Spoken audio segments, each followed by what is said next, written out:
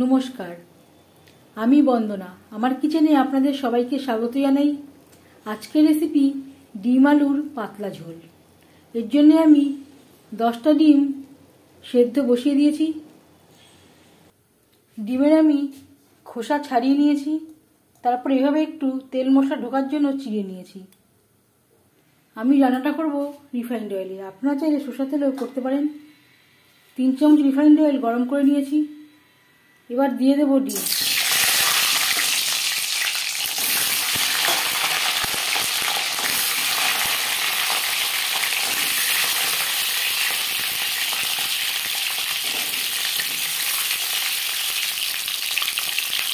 আর লাগছে স্বাদ মতো লবণ, পরিমাণ মতো হলুদের গুঁড়ো।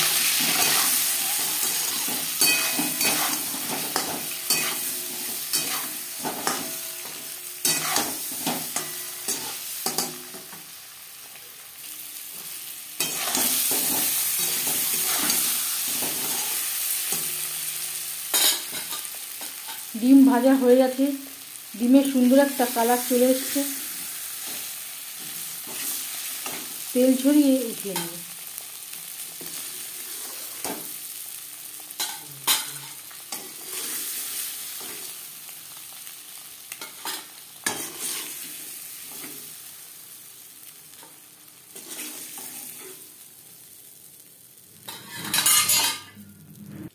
ডিম ভেজে নেওয়া কড়াইতে আবারও তেল দিয়েছি। ফোড়নে দিয়ে দেবো 5 ফোড়ন তেজপাতা।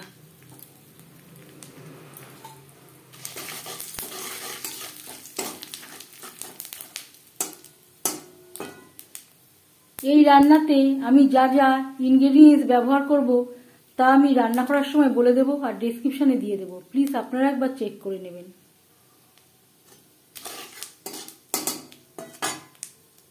আর লাগছে 3টে টমেটো, রসুন থেতো করে নিয়েছি, 4টে পেঁয়াজ টুকরো করে কেটে নিয়েছি। 10-15 সেকেন্ড 5 ফোড়ন তেজপাতা ভেজে নেওয়ার পর দিয়ে দেবো পেঁয়াজ, টমেটো, রসুন।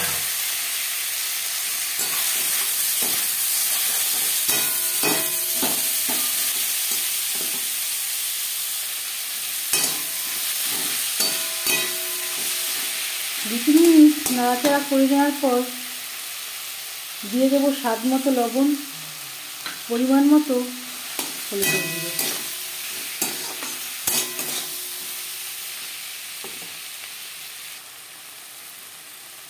আর লাগছে আদা বাটা, কাঁচা লঙ্কা বাটা।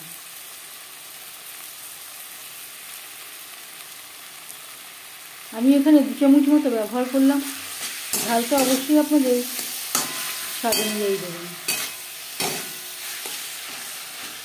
কাঁচা গন্ধ যাওয়া পর্যন্ত নাড়াচাড়া করে নেব। ডিম আলুর পাতলা ঝোল রান্না করতে আর লাগছে আলু আমি খোসা ছাড়িয়ে ডুমো করে কেটে নিয়েছি আর পরিষ্কার করে ধুয়ে নিয়েছি।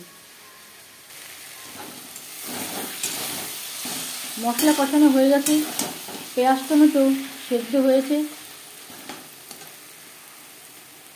এই পর্যায়ে দিয়ে দেব আলু।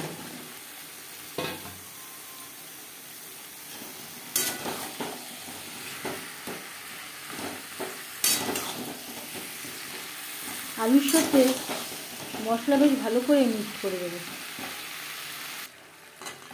2-3 মিনিট নাড়াচাড়া করে নেওয়ার পর দিয়ে দেব জল, মশলার সাথে আলু কষানোর সুবিধার জন্য। গ্যাসের ফ্লেমটাকে লোতে করে দেব। 3-4 মিনিটের জন্য ঢেকে দেব।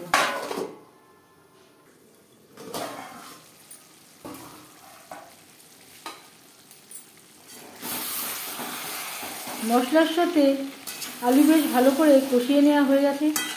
এর মাঝে আমি 1-2 বার নাড়াচাড়া করে দিয়েছি।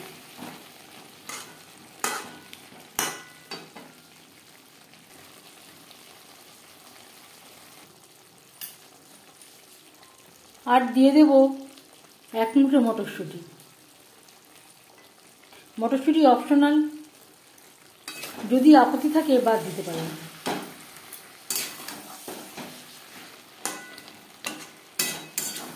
মটরশুঁটি সেদ্ধ হতে একেবারেই সময় লাগে না, তাই আমি পরে অ্যাড করলাম।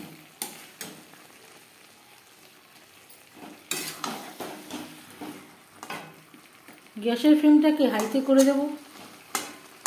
হাই টু মিডিয়াম ফ্লেমে 1-2 মিনিট মটরশুঁটির সাথে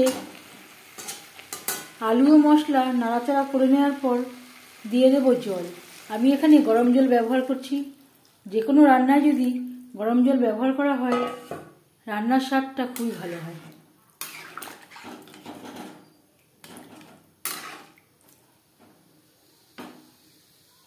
আলু সেদ্ধ হওয়া পর্যন্ত অপেক্ষা করব।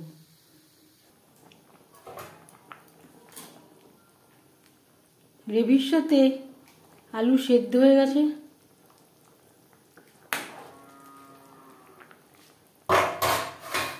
এই পর্যায়ে দিয়ে দেব ভেজে রাখা ডিম।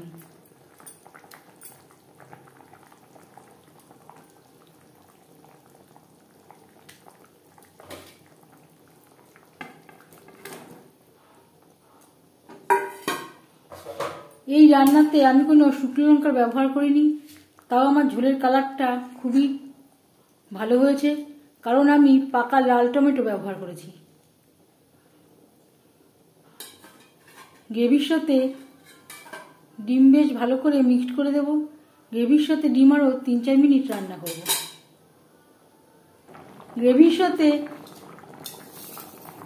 3-4 মিনিট ডিম বেশ ভালো করে রান্না করে নেওয়ার পর এবার যাচ্ছি ফাইনাল স্টেপে। সব শেষে দিয়ে দেব ড্রাই রোস্ট করে রাখা কাসুরি মেথি। হাত দিয়ে এবার একটু ক্র্যাশ করে দেব।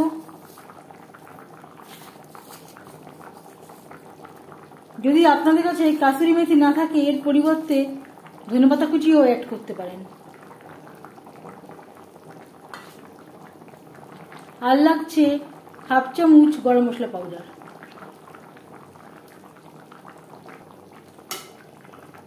ধনেপাতা গ্রেভির সাথে কাসুরি মেথি ও গরম মশলা পাউডার বেশ ভালো করে মিক্সড করে দেব। 1 মিনিট নাড়াচাড়া করে নেওয়ার পর গ্যাসের ফ্লেমটা অফ করে দেব আর ঢেকে দেব।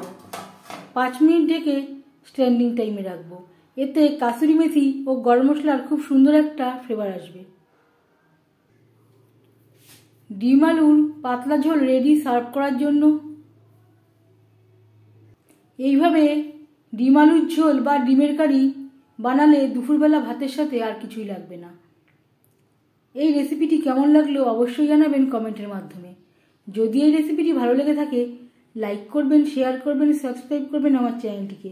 বেল আইকনটা ক্লিক করে দেবেন। যখন আমি নতুন ভিডিও আপলোড করব তার নোটিফিকেশান সবার আগে আপনার কাছে পৌঁছে যাবে। আপনারা সবাই ভালো থাকবেন, সুস্থ থাকবেন। আবারও হাজির হয়ে যাব নতুন কোনো রেসিপি নিয়ে। আজ তাহলে এ পর্যন্ত থাক। এই ভিডিওটি দেখার জন্য ধন্যবাদ।